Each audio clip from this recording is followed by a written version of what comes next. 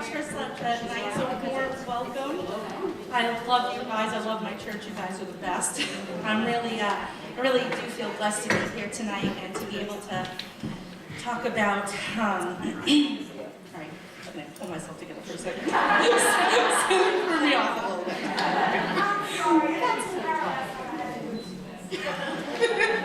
So I am really excited to be here, to be in this garden party environment. I love it. It reminds me that spring is on its way.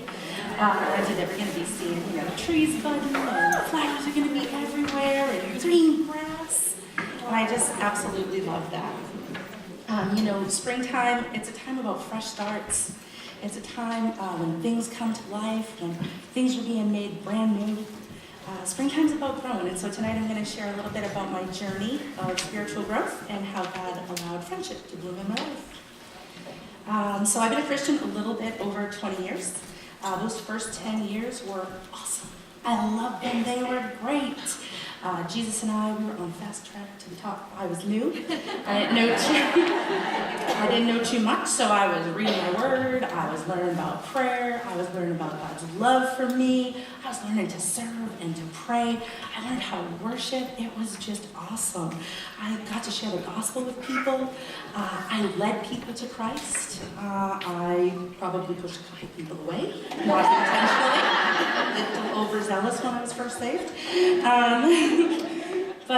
So I loved that. I loved being there. I was in my element. Life was good.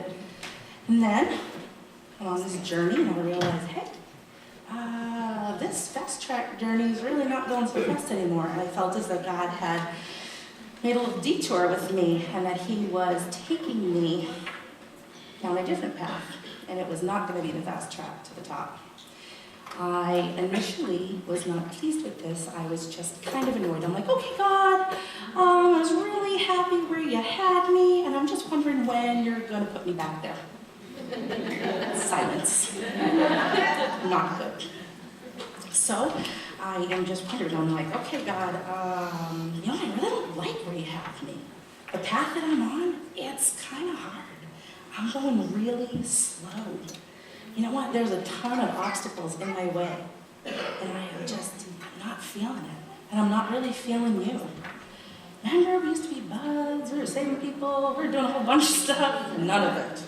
And so God was really quiet, and so here I am. I'm going around, and I'm kind of trudging, just kind of getting by. So thankfully, thankfully God kept me there because it was His plan. I found myself asking Him, like, God, why do you have me here? Why do you want me here? I don't like it here. I don't feel like, I'm doing what you want. I can't even hear you. And still, nothing. He didn't answer. What I did realize was that, going around this mountain, was that He was maturing me. So in the beginning, He grew me a lot in the fundamentals, and I grew really quick. I grew really fast, and I learned a bunch. And now, through this time of growing and maturity, the journey I was on was going to be one of, now you're going to grow up. You're not just going to grow. So I didn't really like that either. But He did teach me to put those things that He originally taught me in the beginning into practice. He taught me to trust Him. Trust me when you can't see me, and when you can't hear me, and when you have no idea where I'm leading you. Remember you read about this for a long time? Now we're going to put it into practice. And thankfully, I was in the Word, and I did read Psalms, and I found out, okay, so it seems like David might have felt this way, and maybe Jeremiah felt this way, and maybe Elisha felt this way, and they weren't always necessarily happy, but it didn't make me feel too much better. But as I figured, maybe it's just part of the walk. But I'm done. And I'm ready to get off this path. He taught me patience because I did a lot of waiting around. I did a lot of complaining. I did a lot of digging my heels in, and I did a lot of dragging my feet. He taught me, among so many other things, one of the things that He did teach me was that He's incredibly faithful. I felt that, if it were up to me, that possibly I would have fallen away. I was like, all right, I can't do this. It's too hard. And then in that moment, God spoke to me, and I knew it was Him, and He told me, you better remember, you are not holding on to me, I'm holding on to you. and Romans 8 came to life. Nothing can separate me from the love of Christ. Nothing. Not my bad attitude, not where he has me, not the spot I am in my life. None of our circumstances separate us. And I had a really hard time when I was on this path. I did a lot of looking back. I just kept looking back. I just kept going, God, hey, remember when? Hey, God, would you just bring me back to such and such a time? I really loved it there. Remember that? That was good. Can I just go back? But nope. He was growing me. He was maturing me. He was stretching me. It really hurt, and I really hated it. But that's where I was. Now, while all this is going on, I'm in church. I'm serving. I go to a small group. I work with the youth. I'm doing all kinds of things. I'm going to events, and I'm surrounded by people, and yet I find myself being really lonely. Have you guys ever felt that way? It's a tough place to be. Surrounded by a bunch of people, but you feel like you're all by yourself. So, I got this idea. You know what? I don't know, I haven't done this in a while. You know, I feel like maybe I'll host a Bible study at my house. And so I asked a girlfriend of mine from church, hey, what do you think? I'm thinking maybe I'll have some people over to my house. Get to do a study together, you know? So she was like, yeah, I think that's a great idea. So I was like, okay, so you know, who we can ask? Okay, let's try this, let's try that. So we put asks and invites out, and when I go to look at the group and get ready to meet on Thursday night, I look at it and I say, hey, I pretty much don't know any of these people very well. I'm like, okay. So the women that were there were really just kind of acquaintances of mine. I had seen them at Women's Bible Study on Tuesday mornings. I had seen them at events, but we weren't friends. And so I was like, that seems weird. I was kind of looking for friends, but okay, we'll do it with strangers. So we come together, we meet, we do our Bible study, and because we're women, we chit-chat even though we don't know each other well. So we're getting to know each other every week before Bible study. We probably talk for like an hour and whatnot. And I realized after like a couple of weeks in, one of these things is not like the other, and it was me. I have friends who wear sneakers out in a week. These women, they run marathons, they cycle hundreds of miles in a weekend. You know how one of my friends spends her time off from her 4 small children hiking to 3 mountaintops? God, how did you put these people in my life? The kind of people I want are shoe shoppers. But that's what God gave me. And so it was interesting. We got to know each other because we spent a lot of time together. We had a lot of late nights, like a real lot of late nights, like really, really late. And we did a bunch of Bible studies.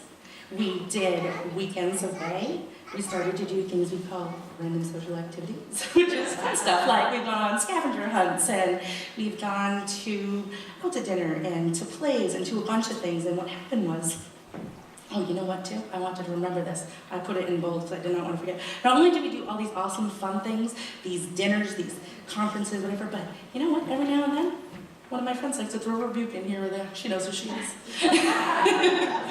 So we're together, we're studying God's Word, and we even get together with our families. So we start to do life together. We start to be less of like a traditional Bible study, and we start to do life together. We get real, we get raw, we share really personal things with each other. We find out, hey, you struggle with that? Me too. We've been through a lot together. We've been through births, we've been through deaths, we've been through baptisms, we've been through divorce, we've been through job loss, sickness, health. These girls were the girls that came by my side when I just kept saying, seriously, week after week, they were probably so sick of hearing me say, I am so sick of where I'm at. I'm so stuck here. I just want to go back. These were the girls that stayed by my side and said, we're taking you forward. We're not going back. You're going this way. You're going this way. They were the people that did that with me. They walked side by side with me. I am grateful for that. And so even though we were really different, like I said, we had some commonalities, right? I love this quote from C.S. Lewis about friendship. It says, "Friendship is born at the moment when one man says to another, 'What, you too? I thought I was the only one.'" And we found out that although we served in church and had wonderful families and had acquaintances, and that we did all of these things sort of in a group, that we were lonely, every one of us. It was amazing, it blew my mind. And so I realized, you know what? Even though God was quiet, and even though we were really different, I knew that God had put us together, and that the group was not an accidental group, and that this was my answer to prayer. So, you know, friendships are an important part of life. Jesus was a friend. Jesus had friends. He's the perfect friend, and he's a friend to us. I love that. In John 15, this is the point where, 15:13, it says, "Greater love has no one than this, that a man would lay down his life for his friends." Jesus tells them, he's with the disciples, he says, "Hey, listen, you're my friends if you do what I command. I no longer call you servants, but I've called you friends. For everything that I learned from my Father, I've made known to you." You guys are friends of Jesus. That's amazing. It's such an honor to be called a friend of Jesus. Our friendship with Jesus is dear to him. I don't really think about that as often as I should. But our friendship with him is dear to him. It renews us. It refreshes us. It gives us life. Jesus as a friend, right? So Jesus has this broad love. So in this broad love, he comes to earth to love each and every one of us, to save us. Because of his love for us, he comes here and he became one of us. He died for us. And even in that, so there's broad love all around. Jesus also, while he's here and is sort of doing ministry to all, has a close-knit group of friends. Right? You see in the Bible, like there's 120, and then they mention sometimes 70, and then he has the disciples. And even out of the disciples, he has this inner circle. He has this really close relationship with three, James and John and Peter. And he drew strength from them, and he drew comfort from them. And these 12, and especially these three, were his companions. I love that. How important is friendship? Jesus had friends. Do you have those few friends in your life? Do you have those people that you can just be yourself with? The good, the bad, the ugly? Hey, I'm feeling like this today, and it is not pretty. And someone says, I love you anyway. But you know what? Let me tell you what God says about it. Someone will be honest with you. Love you through it, but doesn't let you stay there. That's a real friend, right? Do you guys have that in your life? Friendships are supposed to transform us. They're not, we benefit, obviously, from friendship, but that's not the purpose of it. Friendship should inspire beauty, and they should inspire richness, and they should inspire character in other people. That's what Jesus did. When he was friends with them, look what he did with the disciples. He stayed with them. He prayed with them. He changed them. He brought all of those things out, the richness and the beauty and the character in each and every one of them. That's what our friendship should be. And Jesus did. There's other friendships in the Bible. I need to mention the 12, but also I think of Jesus' friendship with Mary and Martha and Lazarus. Every time Jesus went to Bethany, that's where he was. He was there. He was their house guest. They welcomed him in. They cared for him. They were friends. When Lazarus is sick, right? They're calling on him. Not just like some of the other people that we read of. No, hey, go get him. He's my friend. I know him. He's here. He stays with us. I think of Mary Magdalene. Jesus appeared to her. She was the first one that he showed himself to after the resurrection. They followed him. She was a friend to him. He was a friend to her. And I think of Peter and James and John. These were the three, these inner circle, right, that Jesus brings with him when, sometimes if they were alone, when they raised Jairus' daughter from the dead. They were there, those three. Come with me. Come, let me take you. Those three were there on the Mount of Transfiguration when Jesus said, hey, let me show myself to you, who I really am. Let me show you that. That's intimate and close. And they were there again when they were in the garden. Don't fall asleep. Stay with me. Stay with me. I need you to stay with me. Comfort with me. They didn't. He loved them anyway. Sometimes friendships are like that. Jesus knows the benefits of friendship. We know he knows this because, well, he was a friend, he had friends, but also when he sends the disciples out, so there's 2 times he sends them out, once as 70, once as 12, he doesn't send them out alone. So if he wants to accomplish a whole bunch, he's like, well, you know what, there's 12 of us, and I'm going to send you all out, and you're all going to go here. I'm sending you out 2 by 2. Because Jesus knows the benefits of friendship. And I believe he sent them out because he knew that going out alone, all by yourself, it's going to be pretty lonely. It's going to be a hard road.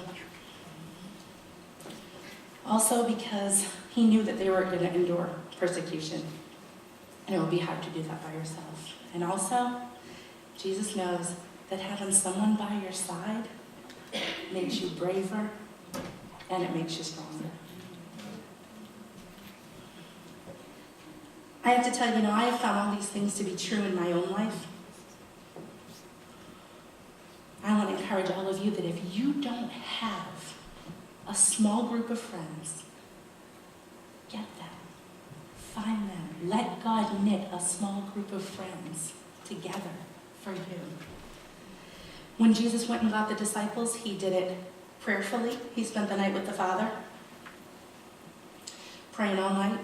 And then he went out that next day, and he did it deliberately. He picked them. Be deliberate about being in community. It's a gift to us.